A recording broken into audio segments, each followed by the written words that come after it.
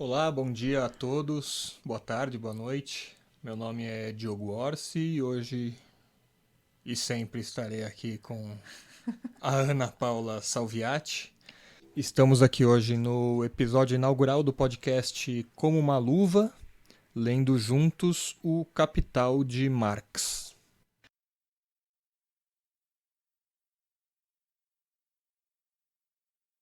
Eu sou aluno de filosofia. Ana Paula é formada em História, com mestrado em História Econômica e doutorado também em História Econômica. Não, é economia, é desenvolvimento econômico. Doutorado prestes a ser concluído em Desenvolvimento Econômico. Ana Paula, a conhecedora da obra de Karl Marx, Da Vila Pojuca. maior conhecedora da obra de Karl Marx da Vila Pojuca. E eu, completo desconhecedor da obra de Karl Marx, conheço ele apenas pela semelhança ao Papai Noel. O propósito desse podcast vai ser, primeiro, introduzir um pouco o ouvinte à obra do Karl Marx e a sua relevância, explicar brevemente quem foi ele, suas influências e ajudar o leitor que, assim como eu, quer se aventurar em ler a sua, acho que o que pode ser considerado a sua obra-prima, até onde eu saiba, que é o Capital. Um livro que muita gente fala a respeito, mas pouca gente de fato leu. E Ana Paula quer se apresentar, falar mais alguma coisa? Não precisa ter vergonha, não. Pode. Não tem ninguém olhando a gente, né? Não tem. Eu acho que a proposta é super louvável e o nosso propósito aqui é a gente ler e vem aqui discutir o que a gente entendeu da leitura, traz alguns trechos do que a gente leu. A gente não tem pressa, né? Aqui não tem o tempo do trabalho, não tem o cinete do trabalho. A ideia é a gente entender e conforme a coisa for evoluindo, a gente chega até o livro 3. Devagar se vai longe, né? São 3 livros, é isso? Eu entendi direito? Sim, senhor. Ok. Começando a maratona. Então acho que começar falando um pouquinho sobre quem foi Karl Marx. Ao contrário do que acredita nosso atual presidente, Karl Marx não era russo. É isso? É, exatamente. Ele não era russo. Ele não fundou a União Soviética. Também não fundou a Ele União não era Soviética. brother do Lenin. E o pior, ele não estava vivo durante a Primeira Guerra Mundial, bicho. Como assim? É, ele morreu bem antes.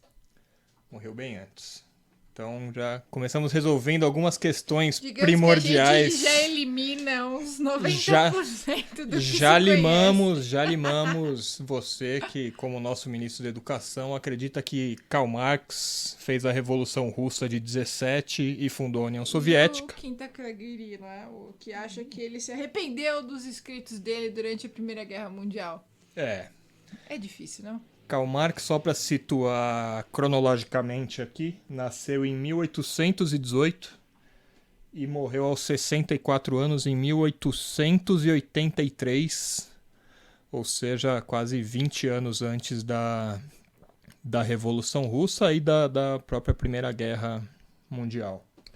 A obra que a gente se propõe a estudar aqui, O Capital, é uma obra mais avançada já na vida dele, não está entre as primeiras nem as meias publicações dele. Né? Talvez as duas obras mais famosas na mente de quem não conhece muito de Karl Marx venha sempre à mente o Manifesto Comunista e o Capital, que foram produzidos em momentos bastante distintos, até com um intervalo de mais ou menos 20 anos entre um e outro. Pelo menos com relação à publicação do Capital. Ah, sim. O Capital é um trabalho de uma vida toda do Marx, né? Teve vários projetos de elaboração, ele elaborou bastante. A gente tem acesso atualmente a textos que ele nunca imaginou que viriam a ser publicados, o que engrandece e ao mesmo tempo joga mais gasolina na fogueira, né? Porque é, um manuscrito e um diário seu do que você está entendendo daquilo que você está estudando, e o texto final também mostra como o raciocínio da pessoa se desenvolve, mas também mostra que ela melhorou, que ela desenvolveu mais, por onde ela foi, por onde ela escolheu estudar. Então hoje a gente tem acesso a uma quantidade de textos que ele mesmo não tinha a intenção que eles viessem a ser publicados. Então, o Capital, você diria que é uma obra mais madura já da...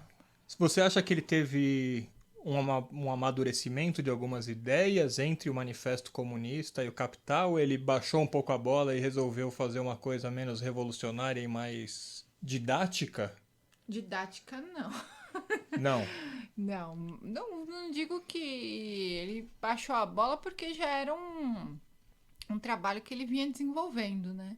Desde o trabalho dele na Gazeta Renana, quando ele fala do roubo de lenha nas florestas ali da região, já é um projeto que ele Região vem. da Alemanha, é isso?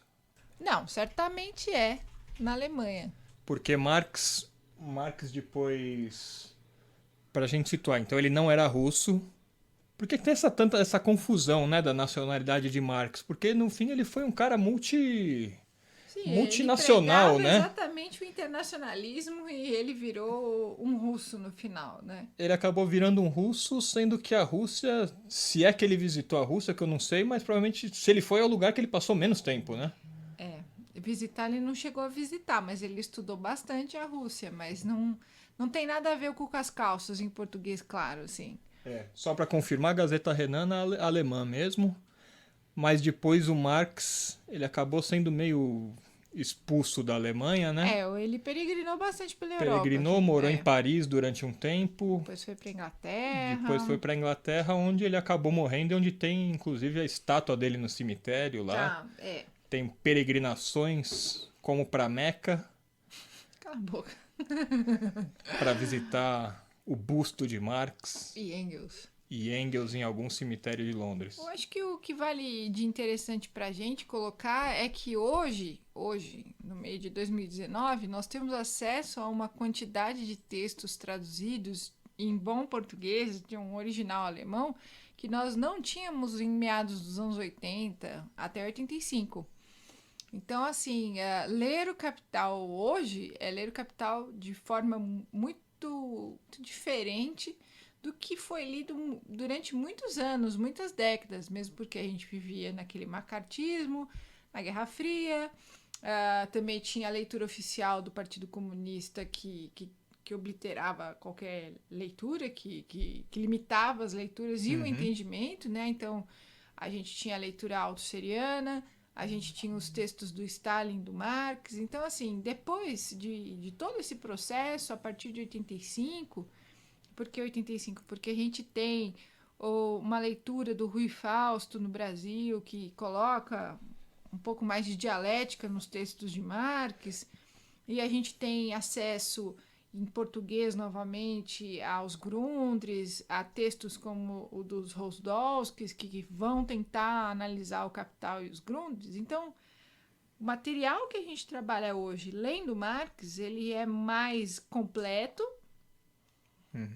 e amplo do que já se teve antes. Isso é muito interessante. Agora, essa dificuldade que você falou das traduções e de já acabar sendo meio monopolizado por alguns grupos, essa dificuldade em ler Marx é meio um contrassenso em relação ao projeto dele com o livro, porque ele tinha uma ideia que o livro fosse justamente acessível para que todos lessem e encontrassem o caminho da verdade sobre a luta de classes. É mais ou menos isso? Qual que era a intenção dele escrevendo o Capital? Se é que dá pra gente saber essa intenção? Olha, você, quando a gente for trabalhar o Capital, quando a gente for ler as milhares de páginas do livro, a gente não vai encontrar nenhum passo a passo para o acesso ao socialismo, nem a sua fase final ao comunismo. O Capital é uma análise fria do que significa a reprodução do capitalismo, né? Então ele tem o livro 1, o livro 2 e o livro 3, que ele fatia se é uma reprodução, se é a concorrência, se é a circulação. De toda forma, ele está fazendo uma análise que a gente vai entender mais ou menos como funciona, através de um método específico, de como se dá e quais são os propósitos de uma economia capitalista. Ponto. Não é um livro sobre comunismo. Não. É um livro sobre capitalismo. Sim. Karl Marx escreveu um livro sobre capitalismo. É de fio a pavio. O livro dele é sobre o capitalismo. É por isso que chama o capital e não o comunismo. É. O social. É. Faz todo sentido. Parece fazer Faz sentido. todo sentido.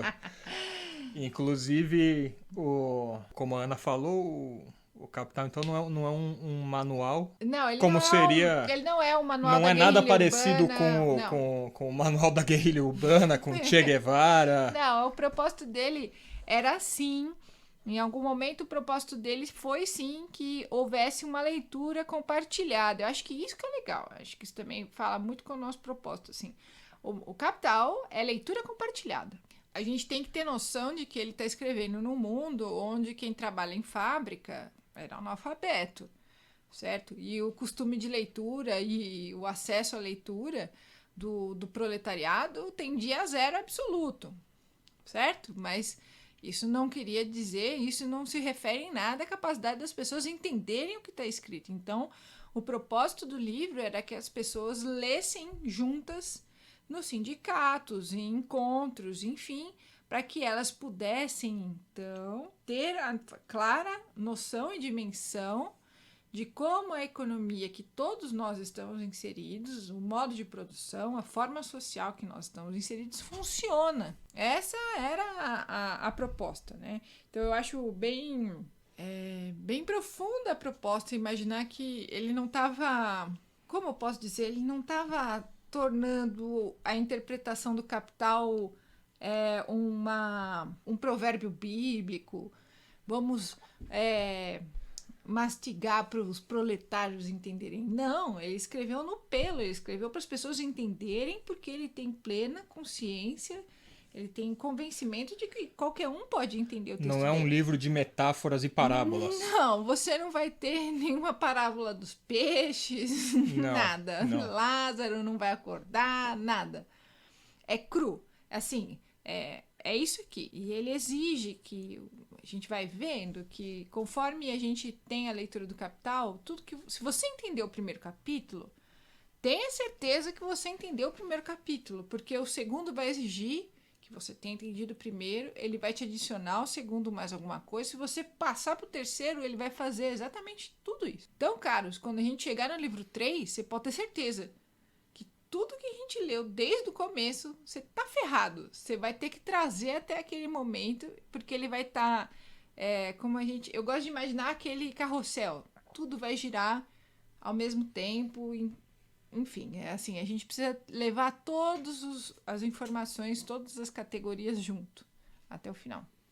Certo, então acho que por isso é até importante o modo como a gente tá se propondo a expor, de ficar retomando de vez em quando alguns conceitos, fazer uma revisão do que foi dito, né? Fazer um Telecurso 2000, vamos pensar um pouco, vamos ver o que vimos na última aula. O que você entendeu de verdade. O que você entendeu de verdade. E legal que você comentou justamente, o Marx tinha uma preocupação que isso fosse lido e que isso fosse entendido. Sim. Justamente por pessoas que não eram mestrados e doutorados de faculdade, que era gente de chão de fábrica mesmo, líderes sindicais e tudo mais. E, inclusive, em vida, ele chegou, o Capital já tinha sido traduzido... Aliás, é importante dizer que você mencionou que o Capital são 3 volumes, porém, só o volume 1 ele conseguiu publicar em vida. Os outros 2 volumes... a Jenny morre, ele morre logo em seguida. Jenny, mulher dele. Ele morre logo em seguida. Companheira e lutadora. Sim. E ele morre em seguida antes de publicar os outros 2. E como que ficou os outros 2? Como que a gente sabe que é o que ele fez mesmo? Assim, como o Marx, boa pessoa que ele é, assim, imagina você que faz ou tem vontade de fazer um doutorado, como é difícil entregar alguma coisa no prazo, né? Ele levou isso à última potência. Então, ele realmente... com um certo empurrãozinho do Engels, ele aceitou publicar o livro antes dos outros 2 livros, porque ele estava dando, digamos, o último acabamento. Né? Existem passagens que a gente sabe que não estavam tão bem acabadas assim, mas elas tinham... O problema é que, assim, a gente tem que entender direito que o Marcos escreveu tudo isso à mão.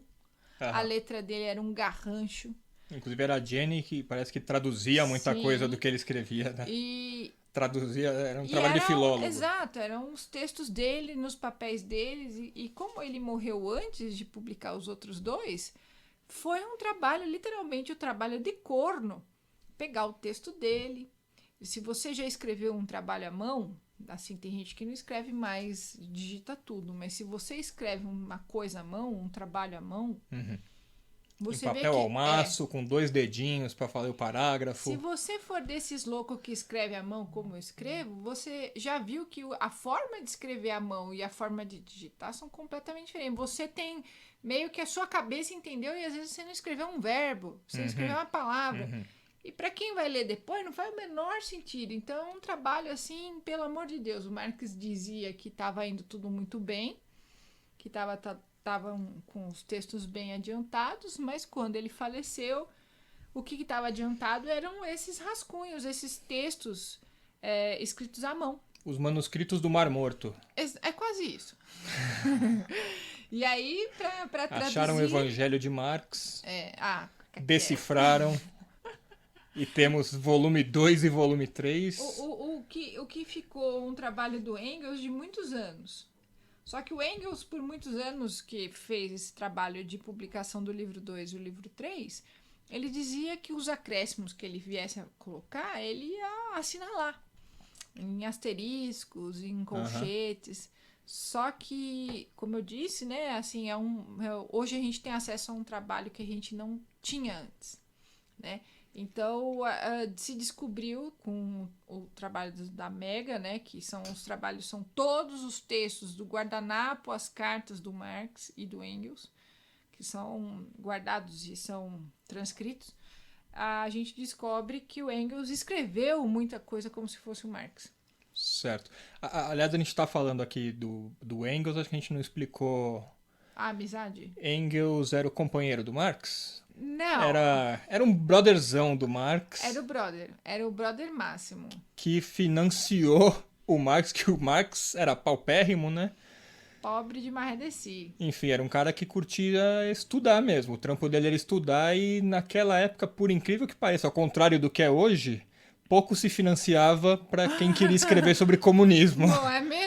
Hoje tem aí financiamento sobrando para quem quiser escrever sobre a Revolução do Proletariado, mas naquela época, acreditem, não tinha muita gente que queria pagar para quem estivesse falando contra a Revolução Industrial, que estava em pleno vapor. Basicamente, ele não conseguia emprego em lugar nenhum. E o mais louco é que o Engels era filho de industrialista.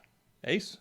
Dono de indústria. Isso, filho de dono de indústria. Filho de indústria. Não existe essa palavra. Industrial. Filho de industrial, dono de indústria, usava o dinheiro do pai, que o pai estava explorando o povo, para financiar o Marx contra o próprio pai. Mais ou menos isso. Para inflar os funcionários do pai a tomarem a fábrica e tomarem os meios de produção.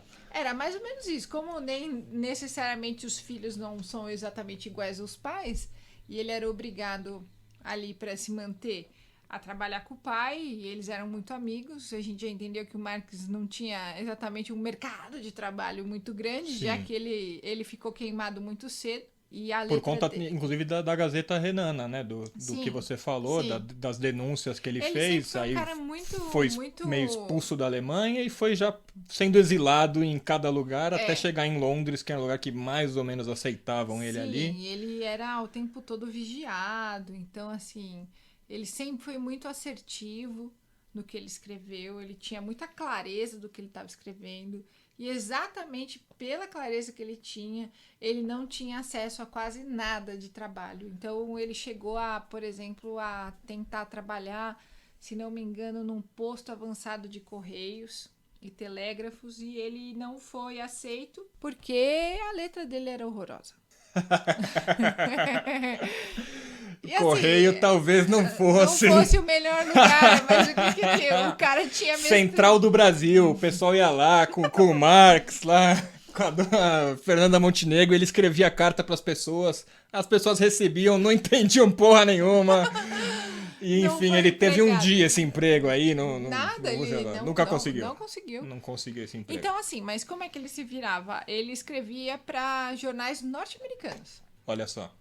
E tem grandes pesquisas sobre essas cartas, como ele analisava a expansão norte-americana. É muito interessante ler. E todas essas cartas estão reunidas nesse acervo gigantesco da Mega. O que é mega? Tá tudo em Não alemão. é mega downloads. O Não. que é mega? Mega vem de Marx, Engels, alguma coisa, né? Gestas Está em alemão, vocês me perdoem, mas é o acervo completo de todos os textos de Marx e Engels. Então, quem quiser buscar nos lá. originais, você pode Mega. buscar por mega, quer dizer Marx, Engels e uma palavra em alemão, Gesterschwarzscheißes, que é o compilado de todos os textos. E tem muita coisa boa já traduzido para o inglês, gente, então vale muito a pena. Inclusive essa questão de tradução no Marx é super importante. Como a Ana disse, ele queria que o texto fosse acessível para o máximo de pessoas possível. Em vida ainda, o primeiro volume do Capital, isso daqui eu acabei de pesquisar, ele já tinha sido traduzido para francês e o próprio Marx revisou ou ajudou na tradução, revisou, fez anotações da versão em francês, o que é muito bom para o português também, porque talvez alguma tradução seja mais fácil fazer do francês do que do alemão, né? Porque, enfim, o Marx... Se ele mesmo pôs a mão, né? Exato. E as línguas não necessariamente têm equivalências de conceitos. Por exemplo, hoje em dia tem muito essa coisa do mais valor ou da mais-valia. O próprio Marx, quando traduz o primeiro volume do Capital para o francês, ele coloca plus-valor. Ele coloca mais-valia. Né? Então, como a gente teve, depois de muitos anos, uma tradução do alemão direto para o francês, se colocou mais valor. Mas o próprio Marx entendeu que poderia ser mais-valia. Ele fez essa tradução. Então, Sim. assim... a gente vai tentar sair ao máximo desses pequenos detalhes que não são tão relevantes para a compreensão da obra quanto a gente possa imaginar. Eu acho assim, a gente tem que deixar claro para quem estiver lavando a louça e dirigindo que a gente vai ler com uma edição específica e a gente vai se guiar pelas notas de rodapé. Essa edição depois a gente menciona novamente, mas quem já estiver anotando, você pode falar melhor, Ana, dos pensadores, dos economistas. A gente está pegando Marx, o volume 1 do Capital, dos economistas, certo? Eu tô com a edição de 1985 aqui. Da editora Nova Cultural. Isso. Que é a Abril, né? É a Abril. É um braço da Abril. A minha é a segunda edição, de 1985, a edição anterior a essa é aquela da capa dura. Por que essa aqui? Porque ela continua sendo muito boa essa tradução. Se você tiver outras edições, não vai ter problema nenhum. A gente, conforme for lendo, a gente sempre fala a nota de rodapé que tiver mais próxima e aí a gente vai se guiando sem problema nenhum. E são muitas notas de rodapé. E são zilhares. Porque ele era bem detalhista, né? Na verdade, é um livro longo também pelo conteúdo dele, mas também em parte porque ele fazia questão de dar 1 bilhão e 500 milhões de exemplos de cada coisa para ele provar, olha, gente, eu não tô tirando isso daqui do nada. Não então, olha, tem um exemplo, tem outro pulo, exemplo, tem outro exemplo, tem outro exemplo, tem outro exemplo.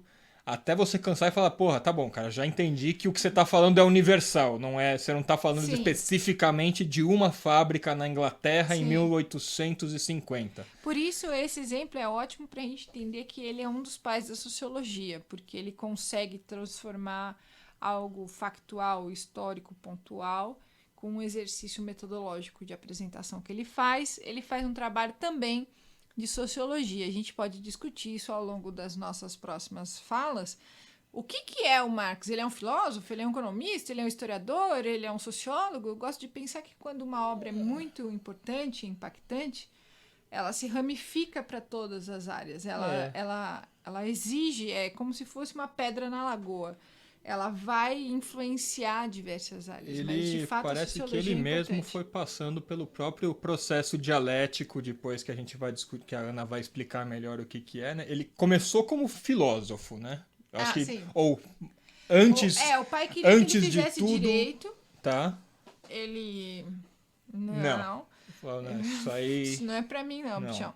Mas ele tem conhecimento, Mas aí foi para filosofia. filosofia, fez o doutorado sobre Demócrito e Epicuro, que inclusive é estudado ainda na filosofia, né? Um doutorado Sim, considerado razoavelmente brilhante, pois é. né? Como todos os escritos dele são considerados. O cara escreveu 18 de Brumário com 28 anos, cara. 18 de Brumário, bem rapidamente, sobre a A gente vai falar várias Napoleão vezes III, isso. Como a ascensão do Napoleão III, especificamente Napoleão III. né? Para quem tiver curiosidade sobre obras específicas do Marx, inclusive a gente falou o Capital não é um manual sobre o comunismo. Quem quiser, o livro mais próximo de manual do comunismo dele, acho que é o Programa de Gotha, que é um dos últimos livros dele, que ele tem até umas discussões com o Bakunin, umas coisas anarquistas, e Você vai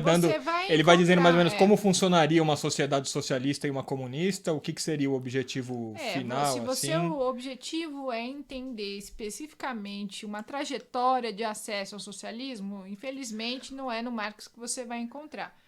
O que ele se propõe em vários outros textos é fazer a crítica feita da esquerda para o socialismo e fazer uma crítica à própria sociedade capitalista em vias de interpretar uma outra forma de sociabilidade. Eu sei que eu pareço ter falado latim, mas assim, ele não tem o passo a passo, ele não se presta a isso. Ele quer entender, ele quer lançar luz, uma luz crítica, ou seja, ele quer olhar para todo o universo do que está acontecendo socialmente e fazer uma análise. A crítica é você ler, compreender e analisar. Analisar criticamente é falando exatamente o que existe em cada uma das partes. Ele quer fazer uma análise crítica, aquilo que serve e aquilo que não serve. Ele quer fazer um rescaldo, ele quer fazer uma seleção. Então, a gente vai ler um trabalho que se propõe a falar da nossa sociedade, a que nós vivemos, não a do socialismo real, muito menos no real, porque ele sequer estava vivo, né, meus amigos? Então é mais o Capital é no sentido de entender onde estamos, como chegamos aqui Isso. e por que é inviável continuarmos. Isso. A crítica final é, gente, isso aí vai dar merda. Já dá merda. Já dá. Já dava merda na época dele, continua dando e vai dar mais merda ainda. Acho que é uma coisa que vale para todos nós, antes da gente ficar angustiado com o amanhã, a gente pensar que é para liberar a angústia, porque não tem como se angustiar. Já dá uma merda. Não é que vai dar uma merda, já tá uma merda. Então, relaxa, a angústia já está. Não é que vai piorar, já está, né? Então, vamos continuar aqui, vamos entender. Se o seu objetivo é entender o porquê que esse autor incomoda tanto e o que ele escreveu, aqui é um bom lugar. A gente vai se propor a ler com vocês, né? Assim, segurando a mãozinha, cada uma das partes. A parte que vem da nossa leitura já vai ser a parte dos prefácios, né? Nós vamos iniciar o nosso trabalho. Próximo capítulo, então, a gente começa o nosso capítulo, os prefácios. A gente vai começar a leitura pelos prefácios, mas a minha proposta Porque são tantos prefácios. Normalmente tem o livro normalmente tem um prefácio. É porque foram várias edições, então, né? É cada um de uma edição. Enquanto ele esteve vivo e o Engels também, eles fizeram prefácios especiais. Agora, a próxima vez que a gente se encontrar no podcast, eu vou tentar fazer o mata-burro mesmo, assim. Acho que se a gente pegar, cada um ler do zero Capital, é que nem ler um manual de instruções e cada um vai construir um barco, o outro uma catapulta, o outro uma espaçonave, entendeu?